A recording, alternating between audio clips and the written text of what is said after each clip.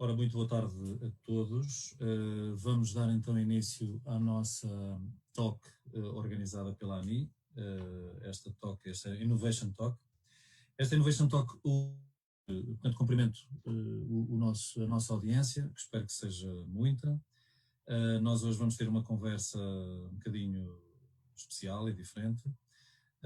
O tema da nossa talk de hoje é em torno de um tema emergente que é a contratação pública de inovação e vamos tentar perceber qual é o papel que a contratação pública de inovação poderá ter na recuperação económica. Para esta conversa, nós convidamos dois oradores muito conhecedores da matéria, que eu passaria a apresentar. Um deles é Vítor Ferreira, professor catedrático da Universidade de Aveiro, no Departamento de Engenharia Civil, com atividades de ensino, investigação e de cooperação empresarial na área dos materiais de construção e da sustentabilidade. O Vítor é fundador e presidente do Cluster Habitat Sustentável, desde o seu reconhecimento formal pelo governo português em 2009. O Cluster é uma rede que agrega mais de 150 empresas, centros de ID, municípios e outros agentes da cadeia de valor do habitat e que se destaca por assumir a sustentabilidade como mote para a inovação e competitividade. O nosso segundo orador é Fernando Batista. Fernando Batista é diretor da Direção Jurídica e da Contratação Pública do Instituto dos Mercados Públicos e do Imobiliário e da Construção. É licenciado em Direito pela Faculdade de Direito da Universidade de Lisboa. É pós-graduado na Faculdade de Direito de Lisboa em Contratos Públicos, representa o Estado português em grupos de peritos em contratação pública na Comissão Europeia, é agente do governo português em processos do Tribunal de Justiça da União Europeia relacionados com contratação pública. É também formador do INA desde 2008, do IGAP e em vários organismos, entre os quais o Tribunal de Contas e a Inspeção-Geral de Finanças. E é também ainda professor convidado em cursos de pós-graduação na área da contratação pública, no Instituto Superior de Ciências Políticas e Sociais e na Faculdade de Direito de Lisboa. Portanto, muito boa tarde aos nossos dois oradores, boa tarde à audiência e a nossa conversa hoje vai como, enfim, o modelo é este. Iremos desenvolver uma conversa de cerca de 30 minutos, na expectativa de, enfim, esclarecer o mais possível e suscitar na audiência algumas perguntas, comentários e, portanto, vamos tentar desenvolver a conversa no sentido de dar algum espaço no final para que possam ser dirigidos a ambos os nossos oradores algumas perguntas que possam ser suscitadas da discussão que vamos iniciar. E eu começava por dirigir uma primeira pergunta ao Fernando Batista, exatamente porque o tema presta-se a bastante esclarecimento, sendo um tema novo. Fernando, o que é isto da contratação pública de inovação? Aparentemente, dois temas que parecem estar um bocadinho afastados um do outro, a inovação e a contratação pública. Como é que isto pode acontecer, Fernando? Antes de mais, bom dia Luís, bom dia ao meu colega de painel, olá Vítor, bom dia a todos os que estão a assistir. Relativamente à pergunta colocada, de facto nós podemos começar com uma asserção à la Palice, que é a contratação pública de inovação. Portanto, temos uma entidade pública que dá o impulso para uma compra, e o que essa entidade pública pretende é uma solução inovadora. Isto é, diria, aquilo que as pessoas que estão a ouvir poderão dizer que é a compra pública de inovação. E porquê é que eu digo isto? Porque a compra pública de inovação hoje não é uma realidade em Portugal, porque grande parte daqueles que estão do lado do comprador público, ou melhor, mais corretamente, da entidade notificante, veem a compra de uma função mais administrativa do que uma função mais estratégica. E é exatamente nesta postura, ou nesta visão mais estratégica, que nós podemos encontrar a compra pública de inovação. Portanto, o que é então uma compra pública, vou começar, é quando uma entidade aplicante tem uma necessidade que necessita ser satisfeita. A regra geral necessita para satisfazer uma necessidade imediata, e, portanto, estamos a falar de uma compra convencional, mas pode suceder que existe uma necessidade que é hoje equacionada, mas para ser satisfeita num futuro próximo. E aí, então entramos nas soluções inovadoras. Isto é, pretende-se criar instrumentos, mecanismos, adquirir bens, serviços ou empreitadas para melhorar os serviços. É isto que deve ser o propósito da administração pública. Portanto, o que é a compra pública de inovação? É exatamente criar um desafio ao mercado para que o mercado possa satisfazer uma necessidade que não existe, pelo menos em termos de comercialização no mercado. Portanto, pode haver necessidade de atividades de investigação e desenvolvimento mais ou menos profundas, pode haver situações em que essas atividades de investigação e desenvolvimento já estão numa fase final, mas, por exemplo, o produto ainda não está comercializado. E, portanto, tudo isto é enquadrável na compra pública de inovação. Inovar é exatamente criar um valor e é ver a compra numa perspectiva estratégica, olhar para a frente, olhar para soluções de vanguarda. Penso que, enfim... Fernando, eu então, nós vamos tentando ter uma conversa mais fluida. Essa clarificação dá-nos a ideia de que nós podemos começar a comprar aquilo que não existe. Obviamente que sim. Repare, isso é uma realidade que não é de hoje. O nosso enquadramento legal já permite que se possa comprar aquilo que não existe. Vamos ver. Se me derem 2 minutos, porque há considerando a diretiva clássica, que é a diretiva 24 de 2014, que eu acho que tem um particular interesse para a matéria que nós vamos falar, e designadamente para esta questão da inovação como um instrumento para aumentar a sustentabilidade e a competitividade das empresas. Eu passo a ler, é o considerando 47, e que diz mais ou menos isto, não, diz isto. A investigação e a inovação, nomeadamente a eco-inovação e a inovação social, são impulsionadores fundamentais do crescimento futuro e foram colocadas no centro da Estratégia Europa 2020 para um crescimento inclusivo, sustentável e inclusivo. As autoridades públicas deverão fazer a melhor utilização estratégica da contratação pública para fomentar a inovação. A aquisição de produtos, obras e serviços inovadores desempenha um papel fundamental na melhoria da eficiência e da qualidade dos serviços públicos, dando simultaneamente resposta aos grandes desafios societais. Contribui para a utilização mais rentável dos fundos públicos, bem como para maiores benefícios económicos, ambientais e societais, novas ideias, à sua tradução em produtos e serviços inovadores e, consequentemente, à promoção de um crescimento económico e sustentável.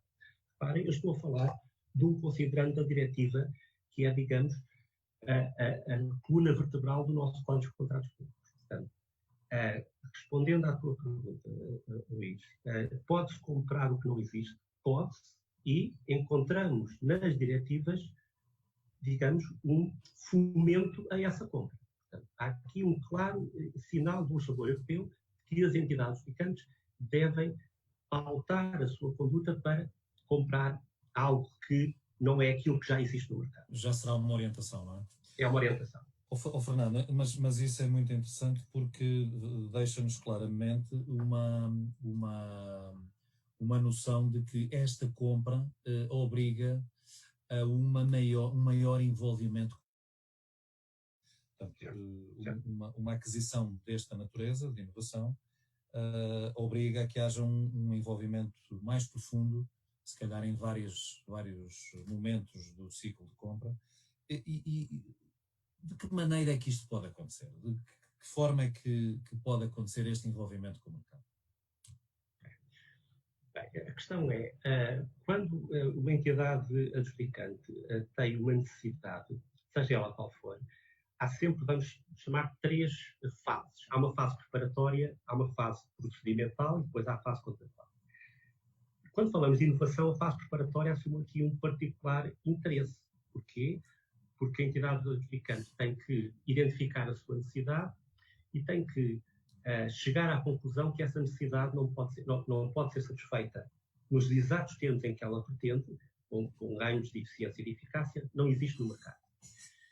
E também tem aqui uma dificuldade, é ver se o mercado está em condições ou não de satisfazer essa necessidade. Portanto, há aqui, nesta parte preparatória, e aqui, por exemplo, a consulta preliminar ao mercado, que é uma figura que nós temos hoje no código, pode assumir aqui um papel relevantíssimo, mas, de facto,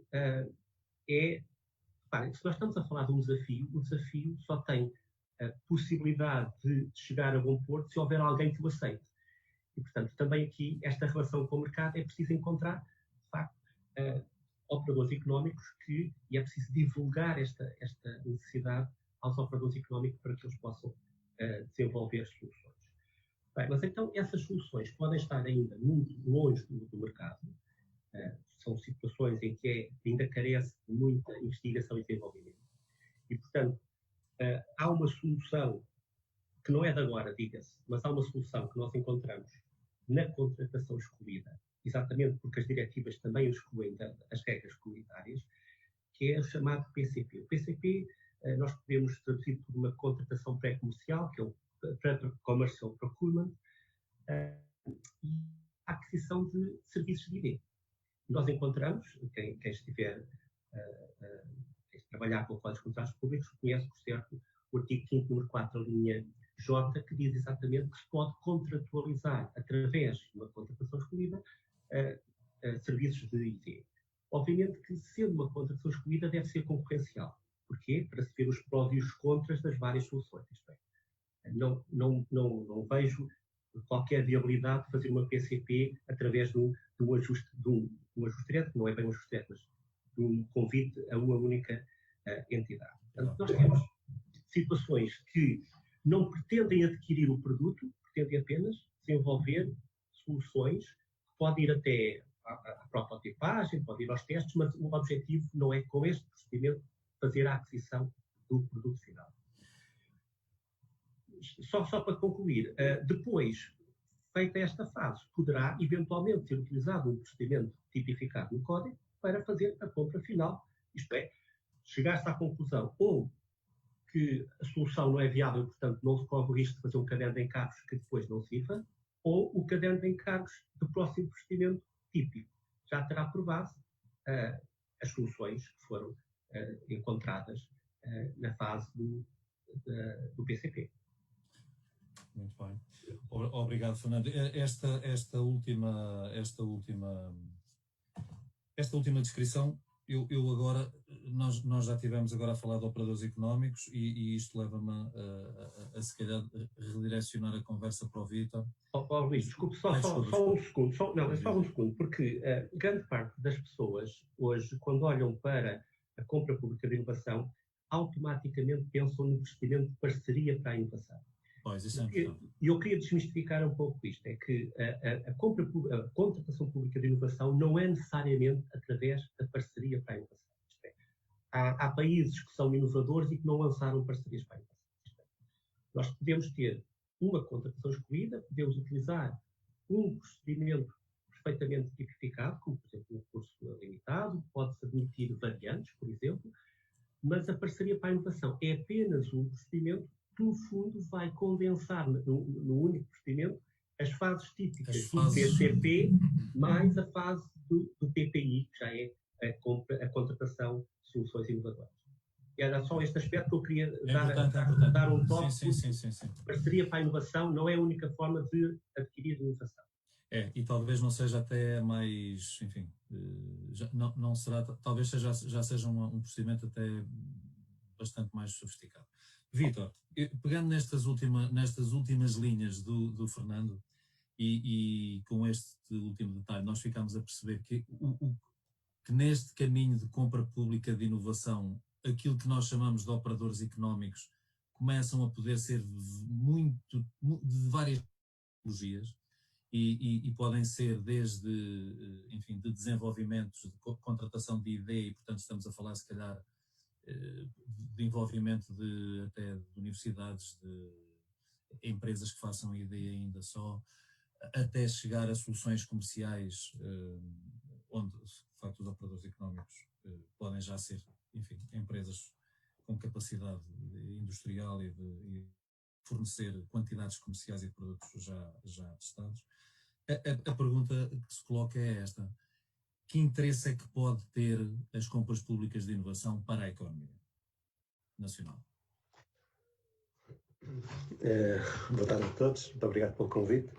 Bem, essa é uma pergunta complicada, mas ao mesmo tempo, enfim, vou tentar simplificar aqui com 3 ou 4 ideias, correndo o risco sempre de ser uma visão redutora do assunto. Eu acho que podemos ter assim como 3 tipos de impacto, digamos, diferentes que podemos ver acontecer. Nós assistimos a um momento hoje de disrupção das cadeias de valor, enfim, no mundo e particularmente na Europa e no país, enfim, as restrições que há à circulação dos bens e das pessoas. Tudo isto causou digamos, qualquer plano de recuperação económica nos próximos 2, 3 anos, devido a esta situação pontual, e estamos a falar de impactos na economia, nomeadamente a nacional, esta mobilização para de alguma forma tentarmos suprir estas disrupções que houve, estas rupturas que houve nas cadeias de valor, no abaixamento da performance, não da performance, mas enfim dos resultados das diferentes entidades empresariais nos diferentes setores. E de facto este é um mecanismo que permite de alguma forma, por ter algo de local em termos de situação geográfica, digamos assim, embora neste contexto europeu, pode vir a não fazer quebrar algo que é extremamente importante para a competitividade da economia, das empresas, que é a inovação. Não é? O fator inovação é algo que é importantíssimo, é um dos fatores relevantes da competitividade. Quem hoje se pretende manter competitivo tem que manter, digamos, uma capacidade de inovar. Isso é um esforço difícil e profundo que empresas e outras entidades de suporte a essa inovação têm que o fazer e, portanto, algo que mobilize e que torne, digamos, o comprador público, que é disso que estamos a falar, o Fernando Batista aqui muito bem explicou, mobilize o comprador público para indiciar, para incentivar, digamos, a compra da inovação, é algo que vai reforçar estas ligações das redes, empresas com entidades do sistema científico-tecnológico, ou seja, com o ecossistema de inovação e, consequentemente, a repercussão na competitividade será sempre um fator acrescido, precisamente por esta mobilização de uma componente importante.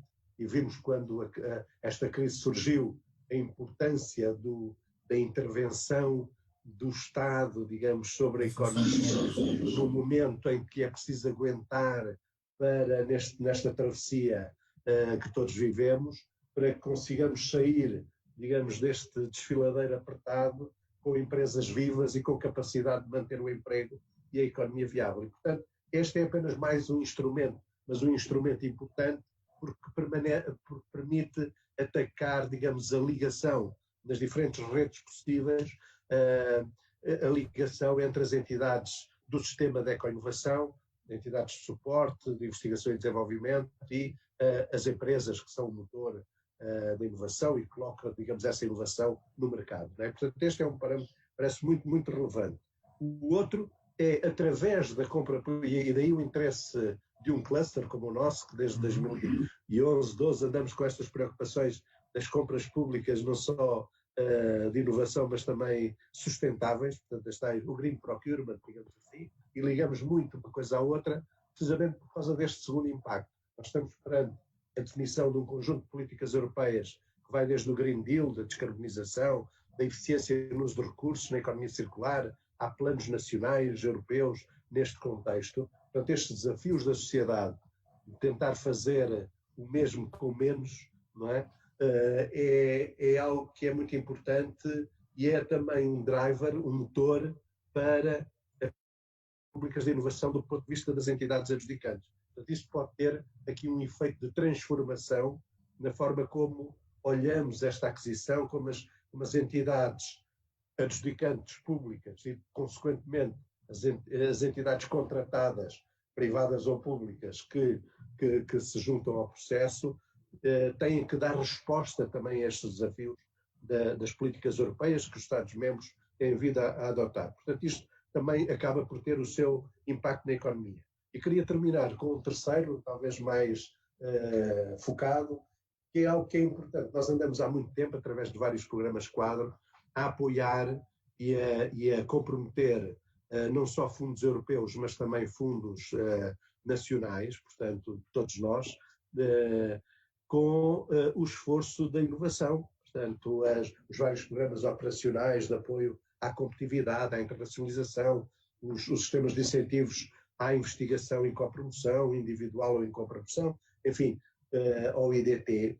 E, portanto, de que empresas têm sido líderes, acompanhadas pelas entidades do sistema científico-tecnológico, e de que têm saído várias soluções inovadoras que tentam chegar ao mercado, umas com mais sucesso, outras com menos sucesso. Ora, todo esse investimento que tem sido feito e que constitui, digamos assim, a oferta de soluções inovadoras para o mercado, pode ser fortemente compensado ou incentivado, ou até a palavra melhor era aproveitado, por aquilo que é o estímulo das compras públicas de inovação. E, portanto, temos aqui um matchmaking, um encontro entre a oferta e a procura, que é esta questão de valorizar todo aquele investimento que o Estado fez na inovação e no apoio e no incentivo à inovação por parte das empresas e do sistema de eco-inovação que acompanha as empresas, portanto tem a ver também com os centros de investigação e outras entidades, valorizar esses resultados, porque os resultados existem, estão muitas vezes em fase, se pensarmos no último programa 4, portanto nestes últimos 5 anos, houve imensos, milhares de projetos apoiados, soluções que foram ditas que eram inovadoras, que são fundamentais para a afirmação das empresas no mercado internacional.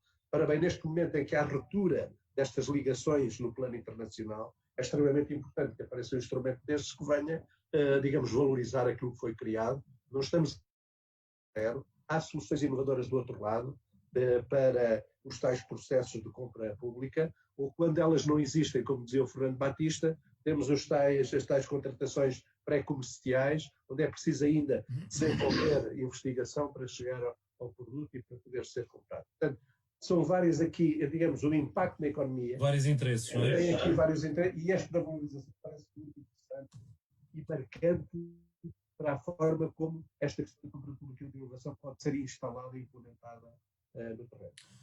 Muito obrigado, Vítor. Portanto, nós basicamente podemos concluir que é uma ferramenta que pode acelerar, ser um acelerador de inovação e ao mesmo tempo ajudar até alguns compromissos nacionais que já estão, nacionais e europeus, que são drivers. E também neste momento de crise podermos aguentar a estrutura para não deixar colapsar aquilo que foram anos de investimento do nosso sistema de eco-inovação em criar ações entre universidades, empresas, afim neste apoio ao aparecimento de produtos inovadores e portanto, que contaminam evidentemente a competitividade das empresas e, marcando a competitividade das empresas, marca também a competitividade da economia nacional. Ora bem, nós ficamos com a sensação de facto que isto é uma ferramenta, poderá ser uma política pública que parece que só tem vantagens, não é? Que aliava aqui dois mundos que valia a pena juntarem-se e aproximarem-se. A minha pergunta é, há com certeza um conjunto de barreiras que ainda não permitem que, de facto, a contratação pública de inovação afirme mais. Vítor, o que é que de facto existe de barreiras a que não haja mais contratação pública de inovação? Duas, para ser rápido, não é? Logo, a primeira é logo a barreira burocrática, não é? Ou seja, se pensarmos em todos a burocrática em termos, enfim, generalistas, ou seja, se pensarmos em todas as barreiras do ponto de vista legal, operacional, que tem a ver com a burocracia dos processos, não é? Que regras, que regulamentos, ou seja, aparece sempre associado a qualquer transformação isto que é necessário, mas que muitas vezes se torna uma barreira porque nós ligamos o complicómetro, por assim dizer. Né? Complicamos as questões. Eu tinha um exemplo muito simples para dar, por exemplo, sobre aqui, porque andamos a lidar com as compras públicas sustentáveis, ou tinha a ver até com a circularidade. E discutindo isto com os representantes do governo holandês, dizer, como é que vocês lidam com esta questão das burocracias que têm inerente ao vosso... porque nós temos a tendência sempre de legislar sobre tudo e fazer imensos regulamentos para ver se não falha nada. Se o técnico da contratação pública não fica comprometido, decidir entre a solução X ou a solução Y, e depois acabamos sempre por cair na questão do preço mais barato, porque não conseguimos arranjar critérios para ir para outros níveis. Não é? Isto é uma queixa recorrente da sociedade e, portanto, é um processo que é complicado, não estou aqui a tentar culpar ninguém, mas é complicado. E a forma muito simples que ele me respondeu foi dando um exemplo de uma compra de café. E diz assim, olha, aquilo que nós fizemos foi pôr uma simples pergunta. Queremos o café mais circular. E depois as propostas que nos apresentaram, estavam lá os critérios todos para nós decidirmos. E, portanto, decidimos por aqueles que tinham apresentado as melhores provas para provar que o café deles era o mais circular. E, portanto, às vezes é a forma como se põe a questão, deixando o ónus no Estado em ter que arranjar 1000 argumentos legais, ou colocar a questão do lado de quem oferece a solução, de poder apresentar provas e justificar-se que de facto aquilo é a melhor solução. E portanto há questões simples como estas, enfim, não querendo ser simplista, podem resolver muitas questões destas, mas é claramente uma barreira. Nós ainda não fizemos curso, no caso das compras públicas de inovação, mas receio que vamos ter aqui um regulamento de 140 páginas e pronto, e temos que tentar combater isso.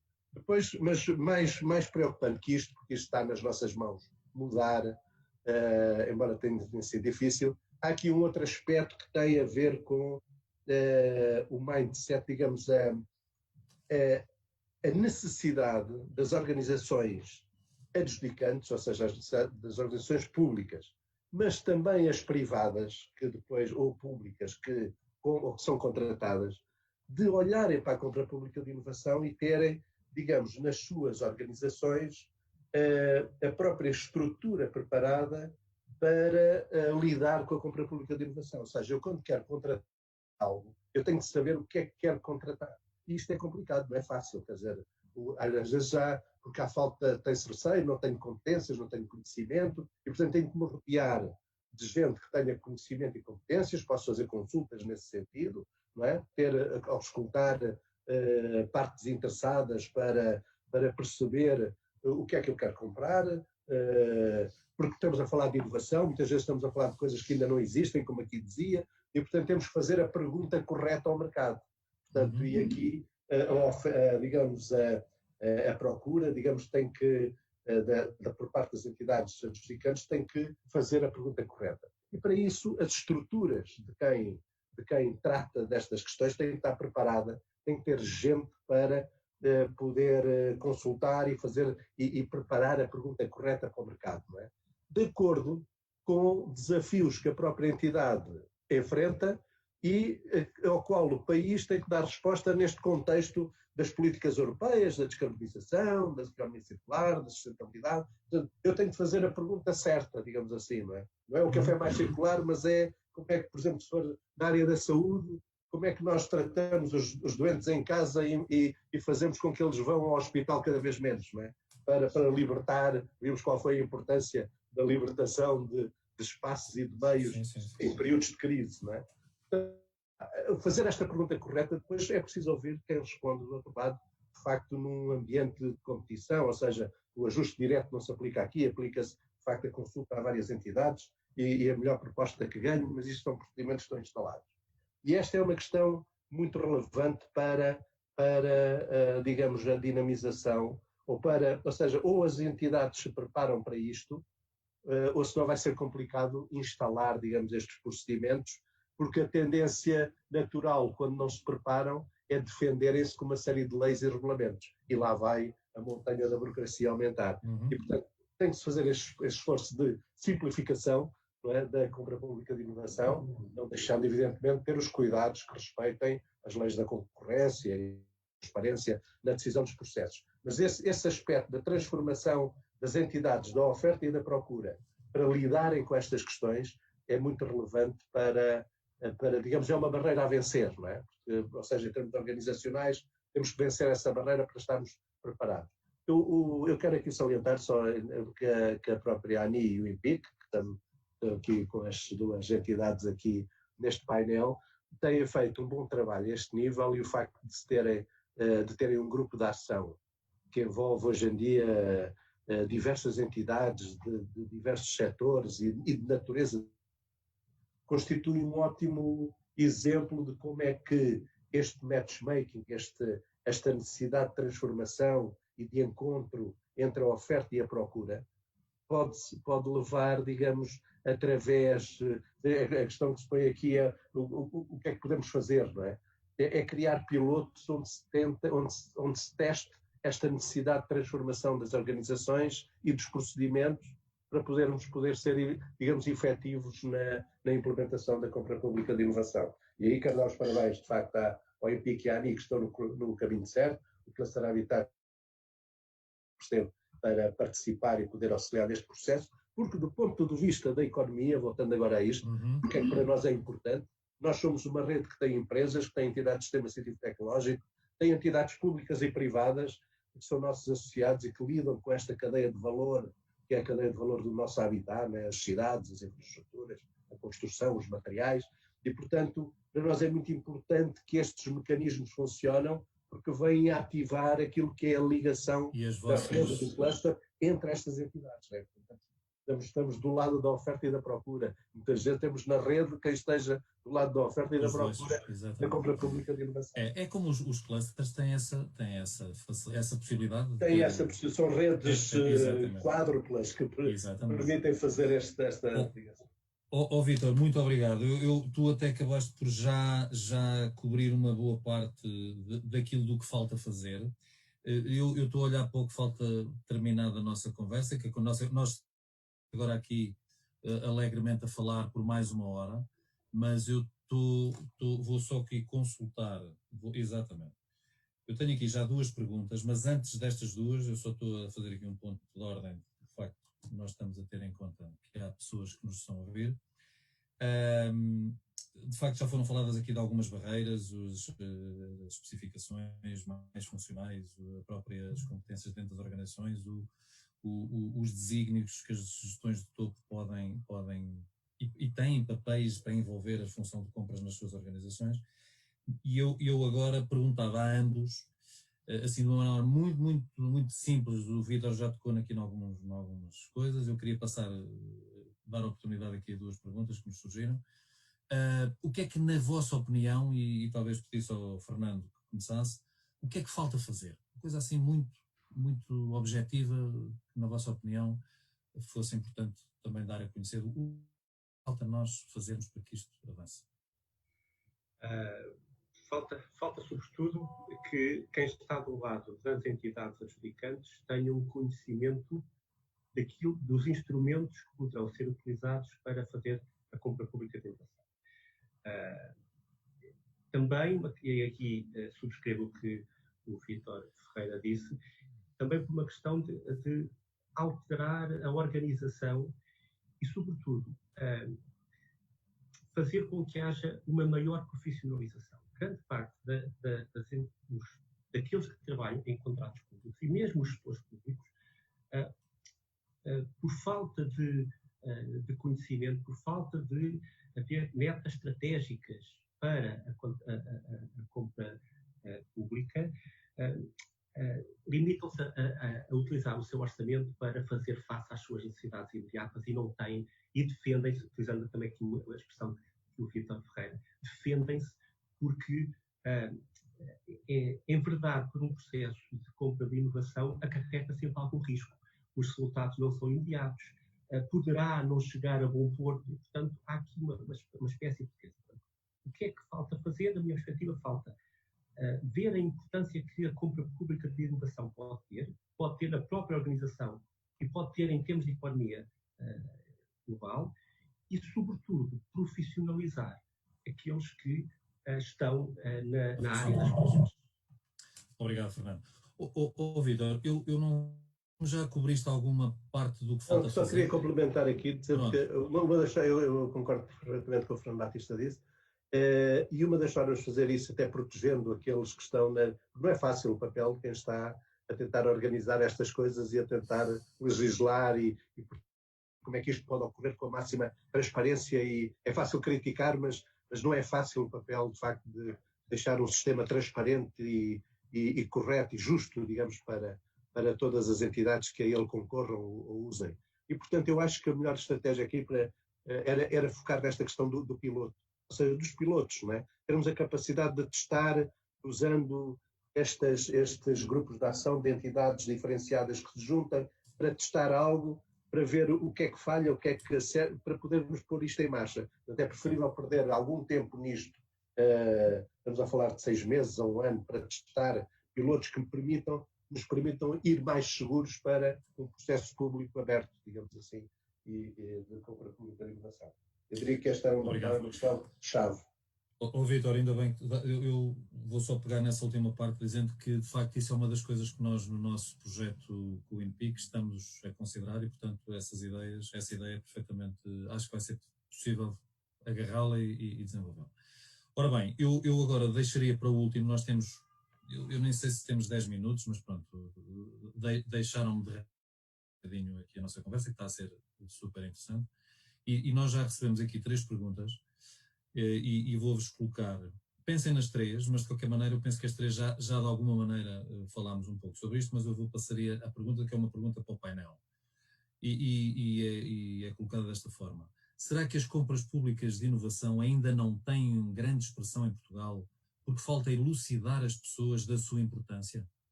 Será que ainda há um grande desconhecimento sobre este tema? Isto era uma primeira. Será que este tempo de pandemia pode alavancar os processos de compra pública de inovação? E uma última questão, colocada pelo Sr. Carlos Araújo, que pergunta: a compra pública de inovação acarreta um risco grande? Será que esta é uma grande barreira que impede que as compras públicas de inovação não tenham mais expressão em Portugal? Qual é o risco associado? Portanto, temos aqui 3 perguntas. Uma claramente de sensibilização para a importância da contratação pública de inovação, outra, sim ou não, outra, e será que isto não é uma barreira, outra dirigida à oportunidade que uma pandemia como esta pode alavancar processos de compra pública de inovação, e uma questão fundamental que é a barreira do risco. Há ou não há risco acrescido nestes processos? E eu ia-vos pedir que, antes de eu dar o último anúncio final da nossa próxima talk, que vocês 2 minutos nos conseguissem dar assim uma resposta para isto. Algumas coisas já aqui foram faladas, mas podia-vos esse esforço. Fernando, queres começar? Posso começar? Eu relativamente à primeira questão, foi de facto aquilo que eu acabei de dizer. Exatamente.